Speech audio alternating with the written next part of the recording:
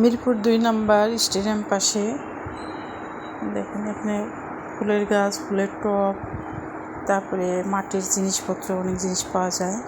তো আমি একটু এসেছি এখানে, একটু ভিডিও করছি আপনাদের জন্যে। এই দেখেন অনেক সুন্দর সুন্দর জিনিস পাওয়া যায়, ঘর সাজানো অনেক সুন্দর জিনিস। আবার বারান্দাতে টবগুলো রাখা যায়, বেলি ফুল, ছোটো ছোটো গাছগুলি আপনি কিনতে পারবেন। এখানে আসলে সব রকম জিনিসই পাওয়া যায় এখানে, মানে ঘর সাজানো অনেক জিনিসে। এই দেখেন এই সব ঘর সাজানো, আবার বারান্দাতে ফুলের টব রাখতে পারবেন।